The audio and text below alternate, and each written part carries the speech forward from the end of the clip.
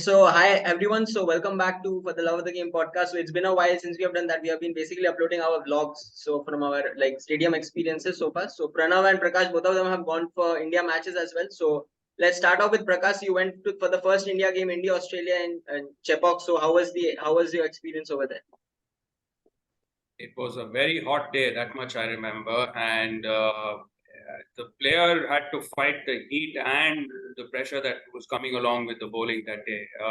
Rahul and Kohli at the end, especially Rahul, because he had kept, that was hard work. It was even standing there was so hard, and I remember when the innings break happened, I went to get something to drink, and by the time I came back, Rohit was out.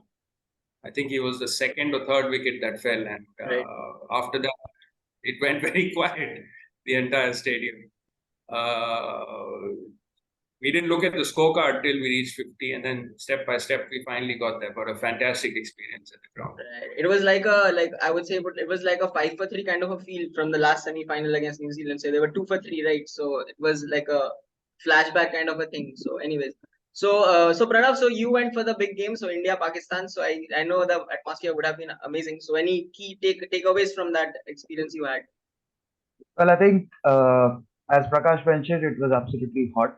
Uh, Ahmedabad is generally, I mean, it's hot, and the stadium traveling experience is different. I had to take the metro route, uh, and the stadium was full of Indian fans, and the feel that it gives you when they're singing the national anthem. I think it's absolutely amazing. Surreal experience. Saw Kohli cover drives, Rohit Right. full shots. I thought Rohit would get 100, but unfortunate that he couldn't. But in the end, we won the game. Getting out of the stadium was another hassle. So, but yeah, it's a special experience. India Pakistan is always special. So yeah, so we will be covering a few more games as well for the the stadium. I think Australia, England, and I will go for India, South Africa. So few more games to cover there. So now let's come to the the World Cup, which is happening. We are at the midway stage. So still anyone's India is definitely India, South Africa. Those teams are looking good right now. New Zealand as well. Okay, but they have lost few 2 games on a trot, I think. So it will mean that the top four are still not settled, but I think the main very nice thing is that Netherlands are fighting really well. So against and also Afghanistan, we know their potential, but this is the maybe the first World Cup where they're actually beating big teams. So I think that is a good thing for the sport going forward. And one more criticism or observation was that there were no close games as of now. But recently we had two really good games against the Australia New Zealand one and the Pakistan South Africa one. So it makes the World Cup more alive, I feel. So yeah, going forward, I feel as the pitches slow up, we are going to get more closer games as well, heading towards the knockout rounds. So anyway, so maybe Pranav, you can start off with, so what is the who do you think in the situation, if I give you an overall thing, so who are your top four do you think can make it right now? Who is your top four? Well, I think after yesterday's game between Australia and New Zealand, I think Australia sit pretty atop at three, leaving aside India and South Africa. The fourth spot, because New Zealand have a few tricky games going forward. They have Sri Lanka to play, they have Pakistan to play, they have, I think, South Africa as well to play, or has that game done? I think Which South one? Africa is Australia? also there. Australia, South Africa New is done. Zealand, Oh, New New Zealand, Zealand, yeah, New New Zealand, Zealand South has some. Africa is pending. So that fourth spot is up for grabs because Bangladesh losing to Netherlands does not favor them getting into the mix, but Afghanistan are also looking good. Sri Lanka is also looking good with Matthews' return. So as I mentioned during our prediction, there will be two Asian teams, is what I feel. But New Zealand could come in as a surprise and play India at Mumbai. That will be another fascinating game. But overall, the World Cup has been interesting for me. I mean, never there has been one game where I felt it's all too boring because even yesterday's game when Australia were piling up runs, New Zealand were trying to come back. They came back well. They fought hard. Rachin Ravindra scored an excellent 100. Nisham gave us some good shots. Had he not been run out like how Guptill run out Right. or Guptill got run out in the final, would have been interesting. I mean, such close games actually keep you awake. The South Africa Pakistan game I was watching in my office, and everyone suddenly clapped when South Africa won. Keshav Maharaj hit that four. So it's all in all a buzz. Never to a dull moment and tomorrow's clash is very important. Right. Afghanistan, Sri Lanka. It's I think it will decide one of the team's fortunes for this World Cup. Is what I think, and it's in Pune, small ground. You never know what happens. Yeah. So Prakash, so like let's now go a bit team wise. So maybe we can start off with the points table. So maybe looking at India, okay. So that's the home team. Everybody expects them to win. So do you think like there are many positives? I know. Why do you think maybe they can improve? And what are your like thoughts on the overall India's campaign so far? I think I mean, when you talk about improvement, I'd like to see, I don't know where we can actually improve based on the situations they've been given. I don't see what they can do, but I'd like to see us get under the pump a little bit. Right. And this Pandya injury is concerning because you play on a pitch like we're recording this when India have just finished batting against England, and we finished at a 220, 230 sort of score. Now, I think we're still okay with this total, but if this was a semi-finals or if you were chasing the score with this kind of lineup that we have without Pandya, it sometimes does become a little concerning. To have that cushion of Shardul is actually good in some ways at times. It frees up the top four, which at least was evident in the first four games. So I'd like to go back to that combination to begin with. And players have been rotated, so it's not like, barring that, I don't know. I don't mind India losing this game. I'm kind of glad Kohli got out for a duck today. So that way it's all good. Now we leave India because there's not much to talk about. They've been outstanding, to be honest. Yeah. A few lapses in fielding, yes, that there's always question marks and room to improve. You can never be perfect in that. Other than that, if we were told that we will be in this position at the beginning of the tournament before the toss went up for any game, we take it with both hands. Yeah, what I feel is that India is more or less qualified. So two things I would like to see from them is maybe bat first and put some big scores because they have been chasing this World Cup mainly. And the other point is that like maybe the lower order batsmen, Jadejas and all these people to maybe score a few more runs than what they are like currently doing, like the lower middle order kind of people, because I think KL Rahul is in great form, so that's a huge plus. So anyway, so now let's move on to some other teams. So I think one team which has surprised everyone is New Zealand, because before the World Cup there was a thought that maybe they were a bit undercooked, like with the injuries to Kane Williamson and Tim Southee and all these people, and also like overall the team did not look that great as they have been performing. I think Rachin Ravindra has been a standout like young player. So I think like, overall, like I think they are like doing like things which people expect them in a World Cup, but maybe not in this World Cup. Okay. So anyways, so like they have been losing a few games. I think like overall everyone like bags their own weight, and so I think it's been a nice campaign. We have to see how they go in the knockouts. I think they should qualify for the semis until they like self-destruct themselves in the last few remaining matches. So another team, South Africa, right? Again, that was a bit like I don't know, like so maybe Pranav, you can say about South Africa. Did you expect them to be in the semis? Absolutely. I mean, South Africa is one such team which has almost all bases covered despite not having Hendrik Nokia. Because the point is that they adapt well to the conditions. They have somebody like a Shamsi to bowl. They have a Maxwell-like bowler in Aiden Markram. Even Bahuma can bowl. The pace attack is pretty potent with Lizard Williams, Lungi Ngidi as the backup bowlers, uh, and Coetzee performing well as well. So all in all, it looks a balanced side. And even in Bavuma's absence, Riza Hendrik stepped up well in the matches when he was not there. But South Africa could be under the pump because they have some big matches coming now, especially against India in Kolkata on bouncy wickets. We saw yesterday's game where there was something in it for the Right. pacers and the spinners. So such games would be crucial because I think now the exact World Cup momentum is starting towards the semi-finals, because what's happening is that most of the teams have finished half of their games and they're getting a decent break, which is like India got a 1 week break, New Zealand got a 1 week break, England almost got a 1 week break, Australia has a week's break. So people are rejuvenating and getting into the groove. Travis Hedge return has blustered Australia. So I think South Africa's mix comes in when they're playing good sides. Even Bangladesh would be a challenge. Potentially was a challenge when they played last in Mumbai. Of course, Bangladesh's batting disappointed, but Henrik Klaasen has been a find. His batting abilities have been excellent. Markram, in fact, scored the fastest 100 in World Cups, which was then broken by Maxwell in 40 balls versus Netherlands. Yeah. So they have been good all in all. But what I would expect them to do is play spin better. I think Markram and Klaasen can't do the job always. Millers, Dussons, Bavumas, and I don't have to mention about Dickov because he's been an absolute scintillating form his last World Cup. But they need to play spin well, because when you come to India and not play spin well, then it will be troublesome.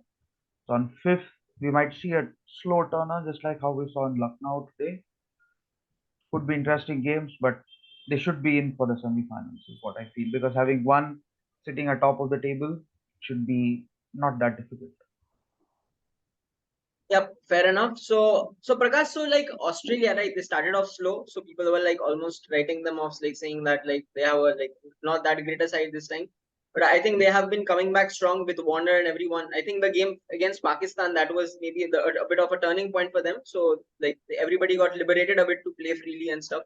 So how do you think their campaign so far is going, and do you think that they will be able to pop into that top 4? First off, just let's think of a situation where Mitch Marsh takes that catch of Virat Kohli. Right. Yeah. We don't have this question that we're talking about. So even when a lot of my friends said Australia are done, I said they will guarantee be in the top 4. They will make the semis, and we will face them somewhere in this competition. In fact, in terms of every team that is around, they are starting to peak right now. Whether you talk about Maxwell, you talk about this run Zampa has had, I think he's taken 14 wickets in the last 4 games, 4-4-3-3 or 4-4-4-3, something like that. He's gone. Talk about Warner, Mitch Marsh. Travis Head just comes out and makes a 59-ball 100. So they're the second best team in this tournament, in my opinion, right now. Okay. They will definitely be there. South Africa are in for sure, because after yesterday, their run rate, they're not, even if they end up in a situation with similar points, I think there is no chance. There's that 4th spot which is open. I still think New Zealand will make it, but I don't know if this game England win with a good margin, which they're capable of doing. It opens up another whole Pandora's box of other things that can happen. And staying on England, they've been a very big disappointment this time around. I don't know why they came with 2 spinners, basically 2.5 or 2.25 spinners. If you count Livingston, who bowls, yes, he's good. I'm not undermining him, but he's not a full-time spinner. He's not going to give you 10 overs every game. So a lot of hair-raising mistakes they've made, which come out in the open now. Along with them, even a team like Pakistan has been, they're not playing the kind of cricket that is supposed to be played. So I think that's another reason why the first. And another thing I'd like to add is, since last Monday, this tournament has come alive, because the games have started to become competitive. Whether you see Afghanistan, Pakistan, whether you see yesterday's game of Netherlands versus Sri Lanka, Bangladesh, and you had a thriller in New Zealand and Australia too. And you had another upset I wouldn't say an upset, but a close game in Pakistan versus South Africa. Right.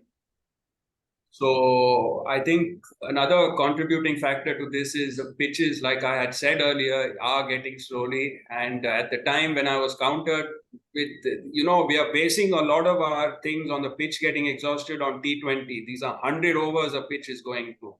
Right. And today's pitch is a reused pitch. If you go back to the last time this pitch was used, the scores would have been a hell of a lot more higher. So even when you go to Ahmedabad in the finals, and I think there's a semis over there also, right? No, it's Kolkata and Mumbai. Kolkata and Mumbai. Okay. All right. So Ahmedabad has time to this thing, but the semi-finals in Mumbai and in Kolkata, I think they will not be very high-scoring games. Yeah. 250, 260 if you get there, and it'll be like today. It's not going to be like what you've seen. At least this is what the evidence we've seen over the last few years over here tells me. So the bowlers will come into play a lot. I think more than, at least in India's case, I must mention this, more than our batsmen, our bowlers have bailed us out. So they deserve so much of credit that, and of course, Rohit has captained them well. Very true.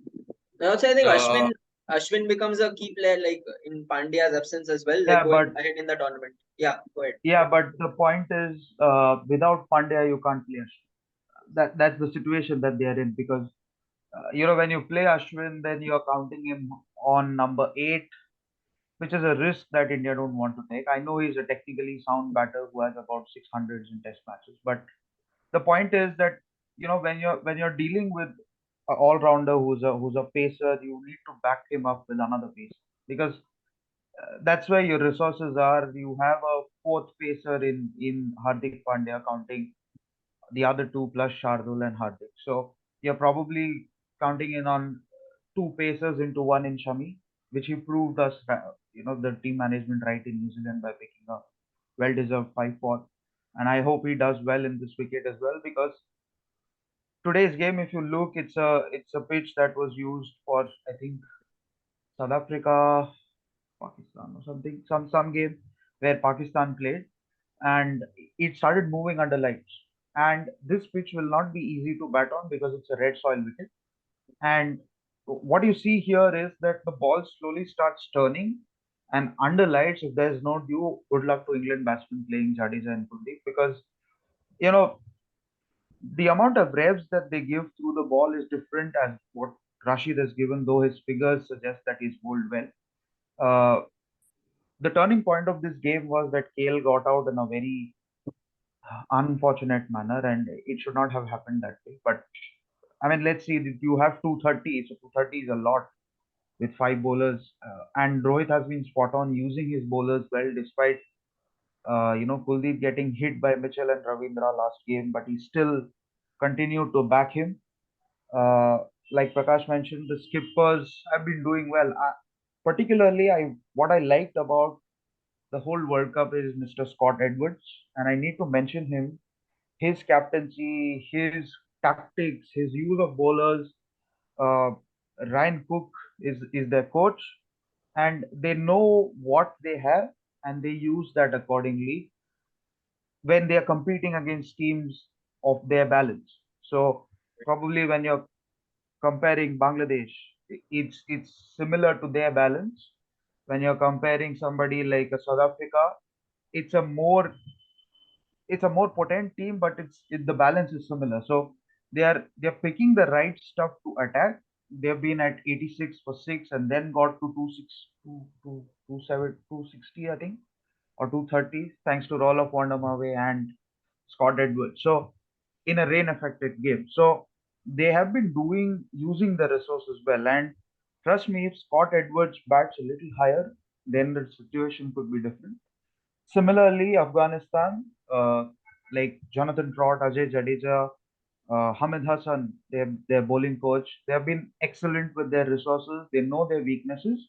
So what they do is they actually take the game deep up till 35, 36, 37 overs, then allow the likes of Nabi, Rashid, and other people to tonk the ball and get them to 260, 270.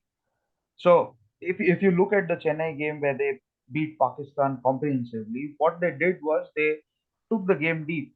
Ramanullah Gurbaz and Ibrahim Akhil Zadran, they batted decently well. They hit a 102 run partnership or 112 run partnership. I don't remember the figure, but they took the game deep. It's not like they're slogging, and then getting out. They're playing decent shots. They're playing, meriting the ball and then getting runs. So this World Cup, like Prakash mentioned, it's a 100-over game and it's not a 20-over game. We need to have patience. Like if I open Twitter right now, people must be bursting at the likes of Kohli, Rahul, Rohit, that they have got out to rash shots. 230 is not enough. Maybe you could have got to 260. It's a 50-over game, and India has batted 50 overs despite having poor batting outing as compared to their standards, they will come back. I've been tweeting this for a long time. Batters win you games, bowlers win you tournaments. I'll leave it at that. Yeah. I'll just like to add a couple of points going off on what Pranav said. In the case of Afghanistan and Netherlands, Afghanistan actually have more resources in terms of coaching. Let's keep that and understand that. That's why Netherlands' achievements are a little bit more higher than Afghanistan. But staying on Afghanistan, also tactically, they've been very smart. They didn't show Noor Ahmed throughout the tournament. Even in the Asia Cup, they didn't play him. They looked at Pakistan. They said, I went for this game for 2-3 hours, but again, it was too hot. I kind of knew in the first half itself that Pakistan will, the thing with Afghanistan is they bottle it themselves. They should have won at least 2-3 of their last previous encounters. Bangladesh should have won. Something has happened. But this time, if you go back towards the few overs, they were bowling, a couple of overthrows went, then again, they started finger pointing. When Afghanistan does that, they sort of throw the game away. They somehow managed at 260 to, how much did they make? 280, right? 282 or something. 270, yeah. I saw it was too hot. I got back home. As soon as I got back home, I took a shower, came back in front of the TV. These two, Kurbaz and Ibrahim. Yeah, Ibrahim Zadeh. Oh, they're lovely to watch. They're a little bit old school, but man, they can time the ball. And they just held their ground, Chennai, this pitch was a good wicket to bat on. No demons in the pitch. You had to stay there. The set batsman could make runs. They did that. ICC has thrown an interesting spinning ball to everyone in the World Cup, that you have to stay at top 7 spots to qualify for the Champions Trophy, and England are sitting down. That's 7 spots plus Pakistan, the hosts, to qualify. So, irrespective of where Pakistan leads, that will be probably 8 spots that they are looking at, assuming Pakistan finishes in top 6 or top 7. So every league game is now important because you need those points, wherein you need to get onto the flight to Pakistan or wherever it happens in 2025. So it's like a group of 4 competing against each other. Top 2 get to semis and then the finals. So every game is now important, and it actually rubbishes all Nasir Hussain, Mike Atherton claims that the World Cup is not interesting. It gets interesting now. So every single game is important, and people will watch those games. And I've been fascinated by the amount of crowd that has come into this World Cup. Every single game.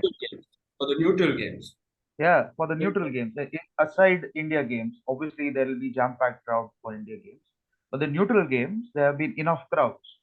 People are supporting other teams to actually do well, and I don't think you get to see this in other stadiums like England or Australia, where you have passionate neutral fans coming in.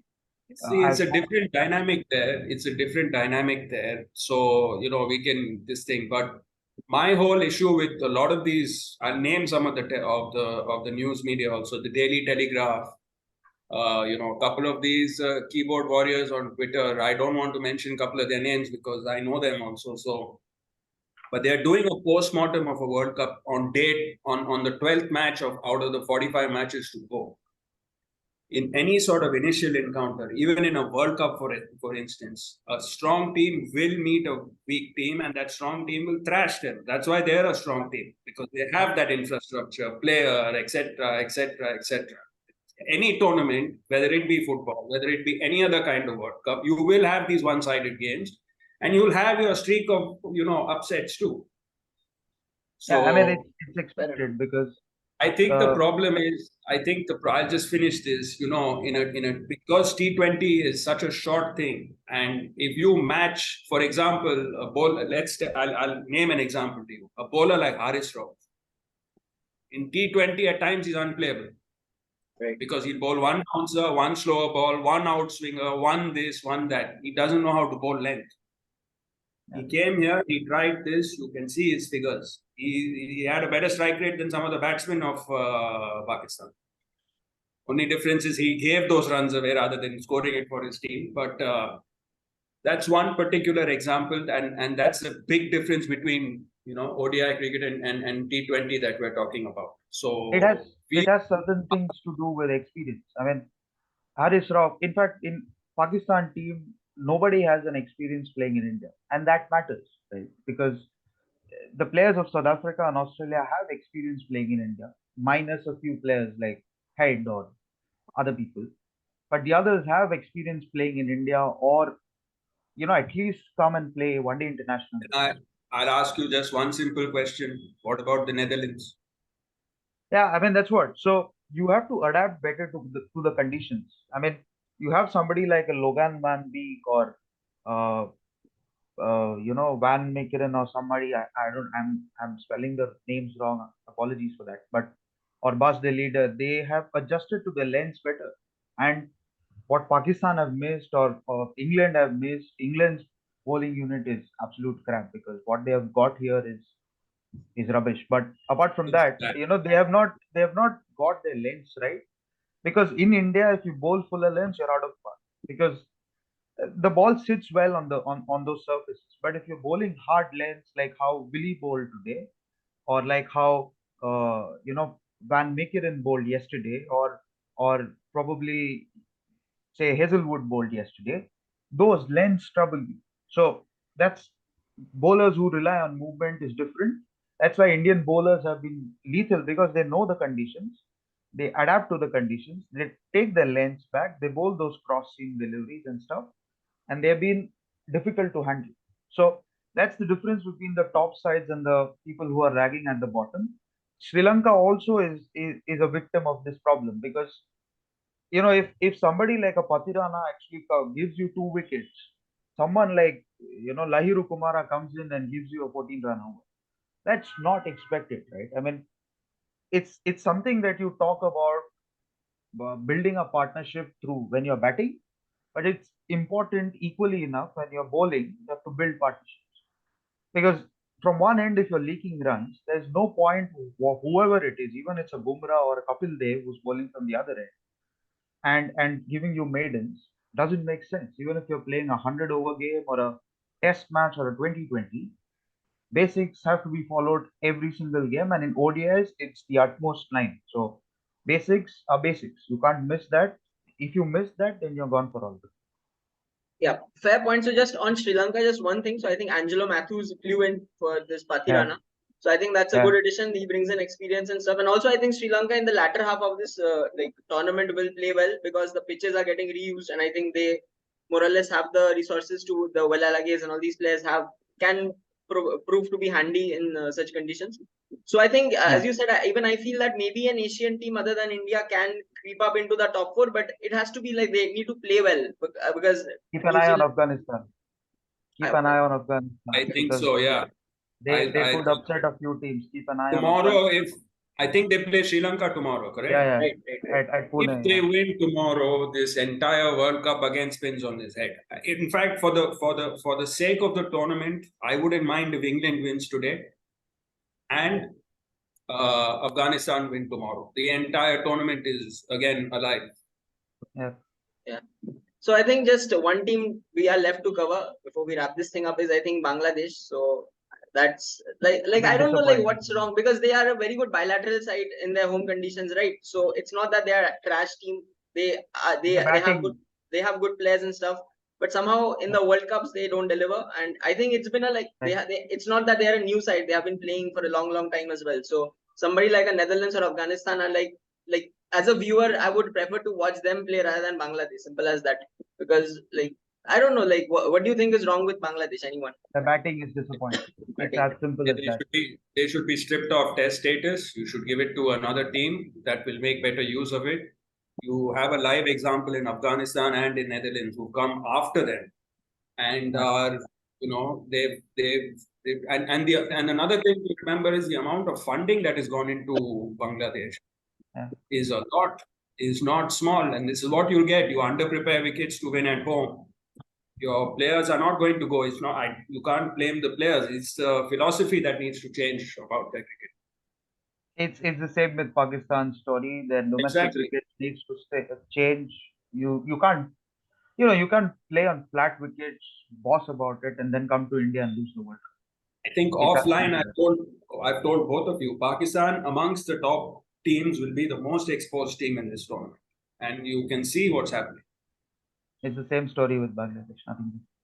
Yeah. So this is it. So like the World Cup is like in a very good, very delicate situation right now. So anything can happen. So next this upcoming week is huge, and I think like even the tomorrow's game, Afghanistan, Sri Lanka, and everything. So like it's hopefully we get a good few results to spice things up more in the tables.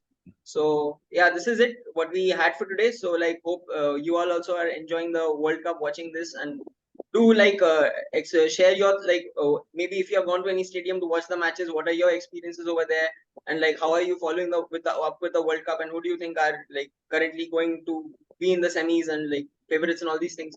And also one player I would like to give a shout out to is Rachin Ravindra, because not many people like had an eye on him. Everybody was like Shubman Gill, Harry Brook, and all these kind of players are gonna from the young guns, but he has been like a total like standout.